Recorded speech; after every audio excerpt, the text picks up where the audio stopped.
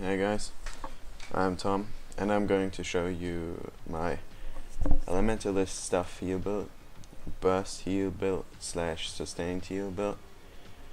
I'm using this mainly for PvE, for dungeons and fractals, and it works well with those meta Berserker builds.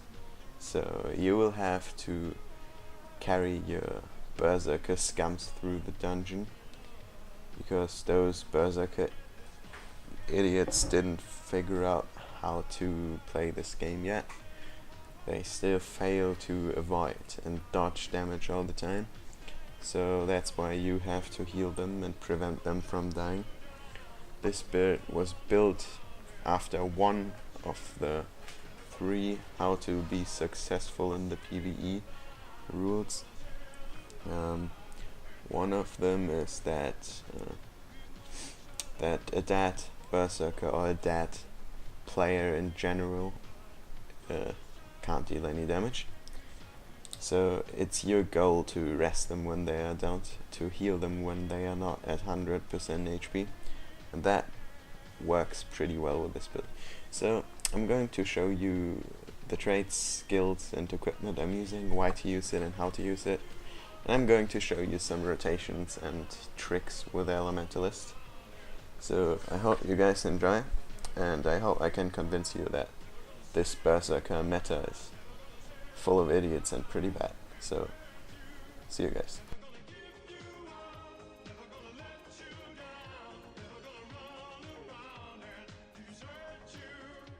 Hey guys, let's start with the build. You will play a staff with cleric's stats. I'm in the PvP right now, but since this is a PvE build, you will be using cleric armor and cleric weapons and cleric trinkets and cleric infusions. I think the best infusion will be healing power, because this will build focuses on supporting you and healing your allies. And the sigils, we will use the healing power stack sigil, which gives us a good buff to our healing. It's pretty good, and yeah, we will also use the sigil of renewal. It's pretty good.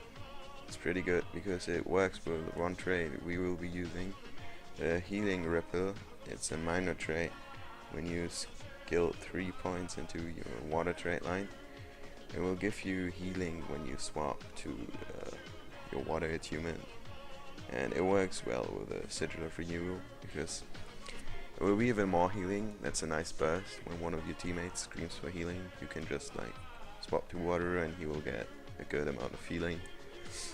Yeah, and it's also a very reliable way of healing, because it's instant, not like, for example, when you're placing this, it could be too late, since it got almost 1 second of cast time. Yeah.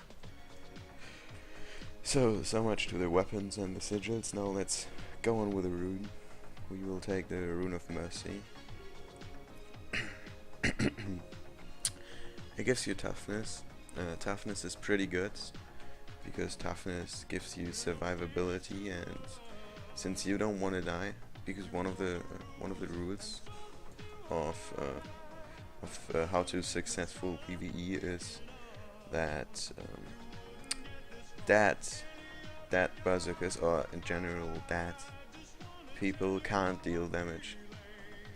I didn't know that till I started doing Citadel of Flames P1 experience only runs. The people in there told me that when you're dead, you don't deal any damage. It's pretty sick. I didn't know that. I'm showing you guys, since you probably don't believe me right now. Yeah, when I'm dead, there are no skills. Yeah, sick, isn't it? No skills. It's you can't deal any damage. You got no auto hit, no utility spells, no support spells. So yeah, you only have this option to port to a waypoint. So you don't want to reach that state, because you won't be dealing any damage. Yeah. that's a PvP only option to show what skills killed you. So yeah, you only got this option to return to waypoint. So you don't want to die because you won't dealing any damage. It's pretty sick. I didn't know that till the point. Yeah, I told you. So let's continue with the traits. Oh yeah, and of course cleric has stats on everything. The best is when you got ascended cleric gear, because it will give you the most healing power. So in the traits, we start off with from the top to the bottom. We start with 2 points in air magic. I did not really want to trade in that trade line because it's offensive and we have full support. It will give you critical damage and precision, ferocity and precision. We can't really do anything with that stats. Maybe when we are doing our fiery greatsword, which you all know is pretty good when you just want to deal damage. That's why we're using clerics and not nomad, by the way. Because fire greatsword scales with power pretty good, so yeah, you want that extra power from the cleric stats. So we're taking 1 with air. It makes you run faster when you swap into air attunement. You want that because when an ally is down and you will go to rest him, you will reach him faster when you have that 100% movement speed buff. I'm gonna show you. Like, imagine this guy is in down state now and I'm over here. What should I do? Yeah, exactly. What should I do? So I'm swapping into air attunement and I'm super fast and I'm going to him and bam, I'm ready to rest him. That's how it works. That's how it works, guys. So and in the water tree we have 30 points, of course, because it gives us healing power and a vitality, I think, which is pretty good to survive. So we are using... No, we're not using that trait. What the fuck? Vital striking. We don't want that damage. Yeah, we're using arcane abatement because you will have the earthquake, the dagger often for it's a blast finisher. So when you're jumping down with a group and on the bottom you lay a water field before you jump down and you swap on earth to jump down, you will blast the water field, which will give you heal. That's pretty good. That's pretty good. Then we will go grab the cleansing wave because we can remove conditions. That's pretty good because all our heals, or like the most of our heals, should be in the water attunement. So when some of our teammates have poison and poison is reducing our healing, we can cleanse the poison before we start healing. That's pretty good. So yeah. And the aquatic benevolence, I think that's how you pronounce it, I'm not 100% sure. It's a new trait and it gives us 25% of it increases our healing done to allies 25%. Pretty sweet, pretty good. It's kind of like the damage modifier you're taking in your Berserker meta exploit builds. Yeah, so. And then the arcane trait, of course, because it gives us huge utility and cooldowns on our water attunement. We will take the speed increase because we want to run faster. We will take the arcane resurrection to rest faster when one of the most of the time the Berserker players are pretty bad because they don't really know about the meta and stuff, so they will drop pretty fast. Even if you will heal them, sometimes they are just too stupid to avoid damage. So that's when your job is about to come. You go to them and rest them. Yeah, and of course the evasive arcana. You will get a blast finisher when you're dodging on Earth, and you will heal when you're dodging in water. That's pretty good. It gives us utility plus support. You always want that. So yeah, it's so much to the build. Now let's go talk about the skills. As a healing skill, we want to use Arcane Brilliance. Yeah. It is a blast finisher, so you can blast in your water fields. Same goes with Arcane Wave. You want to blast in that water field always. The Lightning Flash. It's kinda the same reason why we took the 100% movement increasement. Because you want to get to those bad downed Berserker players faster. Or you can even combine stuff with it, like combine some skills. For example, let's think about this Mesmer. He's about to come to us in melee range, and because your group is stacking it, but your group doesn't know how to behave right in dungeons, and stacking is bad because it's against one of the rules how to be successful in PvE, against the rule that when mobs are close to you, it's dangerous because they can deal damage. So that's why you can always see, oh no, my group is pulling this guy. Then you can press the gust, you cast it before you pot, and then you immediately pot, and then you push him away. That's a pretty good combo, and with that combo you will be ensuring that the mobs don't get too close to you, which is dangerous. Yeah. So, and then we have the Conjure Frostbow. I think some of you Berserker scums using that Frostbow for damage, but I don't know why you should do that. If you read the tooltip of it, it gives you healing power. So I don't really know what's wrong with you guys, but you don't use that for dealing damage. You conjure it, and then you have a superior sustain heal.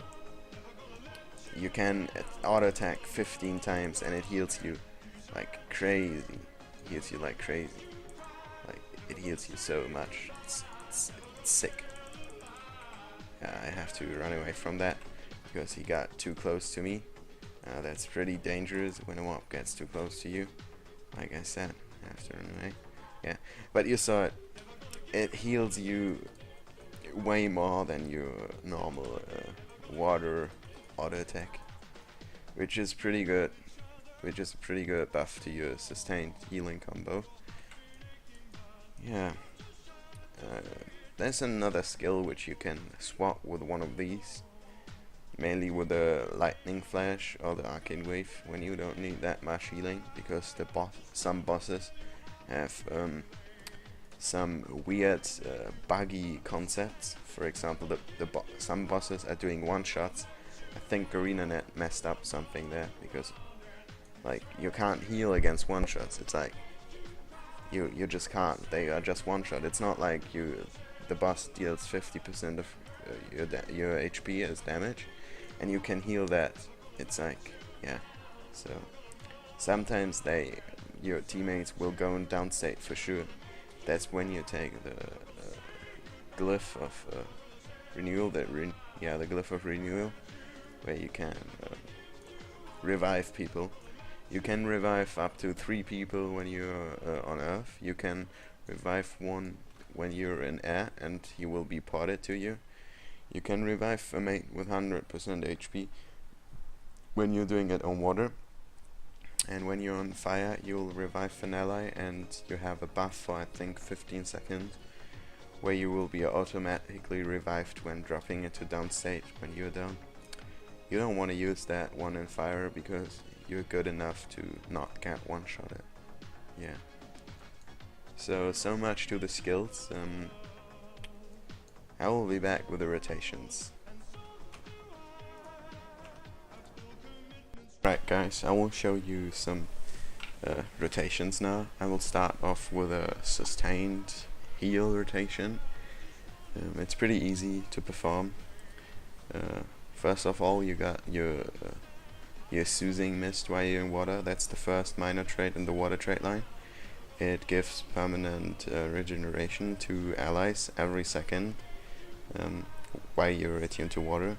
So you got that one. Then you lay down your big water field, which will give you even more healing per second, and then you will just auto attack with stuff one, or when you need the superior sustained heal, you will conjure your frostbow and auto attack with that one. You don't want to do any other spell.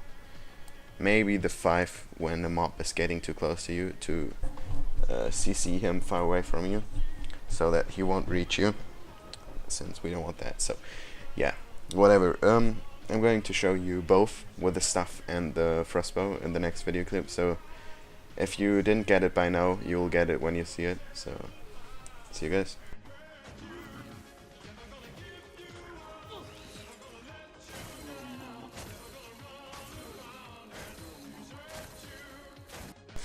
That was the sustained healing rotation. There you see the values again: soothing mist, healing rain, auto attack, combined into a HPS healing per second value. The value in the brackets is with the 180 extra healing power from the frostbow. So yeah, and now I'm going to show you the maximum burst heal you can do with this build in the next video.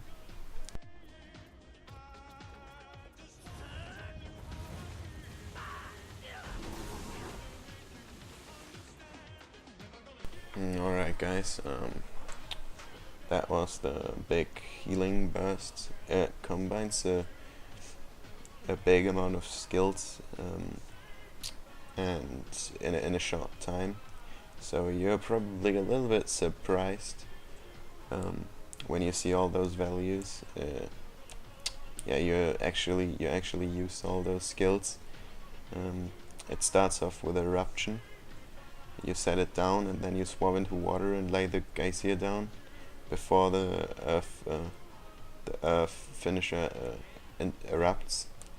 Then you blast twice into the geyser with arcane brilliance and the arcane wave, and then you dodge while you're attuned to water. It will proc the basic arcana and heal you a little bit. Yeah, this is the maximum amount of healing an Elementalist can pull out in that short amount of time. You can set this up when you know that a huge burst will come or something and your teammate will need heal. Yeah, it's pretty cool. It almost full heals everything and it cleanses a huge amount of conditions. It's pretty cool, pretty nice. So yeah, now I'm going to show you some examples and some skills. Yeah, thank you for watching this to this point. Now I'm going to talk a little bit more about what this build actually can do. Okay guys, I'm showing you how to use the fiery greatsword properly. Since you all know this is a good skill to deal damage, I will show you in the clip. You just conjure it and then you deal damage. That's how it works. It's pretty good. You can even deal a very high amount of damage when you're on the cleric build. It's pretty good, so your group will benefit from that damage boost immensely. It's pretty good. Since I told you guys that stacking, I told you guys that when mobs are nearby you, it's dangerous because they can deal damage to you. That's true, and you probably ask yourselves, how do I stack? Or does this guy even intend to stack with this build? And yes, I do. Stacking is a very good tactic, so I'm going to show you how to stack. You see my mate pulling mobs on the clip. I'm going to delay the mobs a little bit so they don't get too close to my mate. He would die if they would get too close, so that's why I delay them. I delay them again, so we have some time to prepare. And that's the trick, the tornado. You can knock back your enemies every second, which will prevent them from being too near. But at the same time, you can stack. So every one of your group is near the other one, and everyone will receive your healing and the buffs. So yeah. As you see, the lot doesn't die in this video, but that's because we're only 2 out of 5 members, which it will be normally. So yeah, if you do that with 5 people, you will succeed.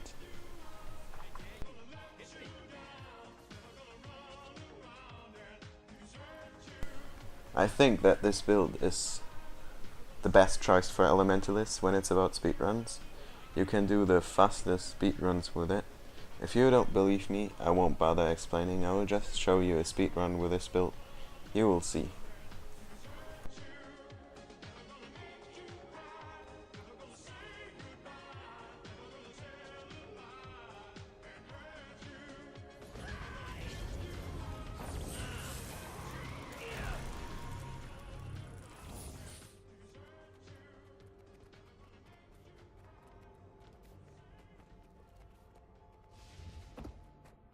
There you go, an easy 15-second speedrun. Yeah, I know you didn't believe me, but now you do. And I know that you didn't expect it. Pretty surprising though. It's pretty good for speedruns. Alright, I hope you enjoyed watching this, and I hope I managed to convince you guys that this build is way better than any other Berserker build so far. And that you can keep alive a whole group with this, and you even deal much damage with a fiery great sword.